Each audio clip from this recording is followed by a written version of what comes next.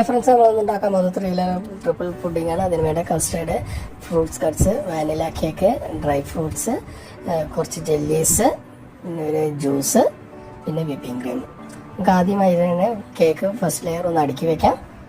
അതിന് മേലെ ജ്യൂസ് ഒഴിച്ചു കൊടുക്കാം. സോഫ്റ്റ്നെസ് കിട്ടാൻ വേണ്ടിയാണ്. ജ്യൂസ് ഇല്ലെങ്കിൽ നമുക്ക് ഷുഗർ വാട്ടർ ആയാലും മതി. ഇങ്ങനെ കുറച്ച് ജെല്ലീസ് ഇട്ട് കൊടുക്കാം. അടുത്ത കസ്റ്റേർഡ്, പിന്നെ ഫ്രൂട്ട് കട്ട്സും ജെല്ലീസും ഇട്ട് കൊടുക്കാം. പിന്നെ അത് കഴിഞ്ഞിട്ട് മൂന്നാമത്തെ ലെയറായിട്ട് വിപ്പിംഗ് ക്രീമും, അതിന് മേലെ നമുക്ക് ഡ്രൈ ഫ്രൂട്ട്സ് ഇട്ട് കൊടുക്കാം. എന്നിട്ട് ഫ്രീസറിൽ വെക്കാം. നല്ലോണം തണുത്തതിന് ശേഷം നമുക്ക് വിളമ്പാം. Okay, thank you.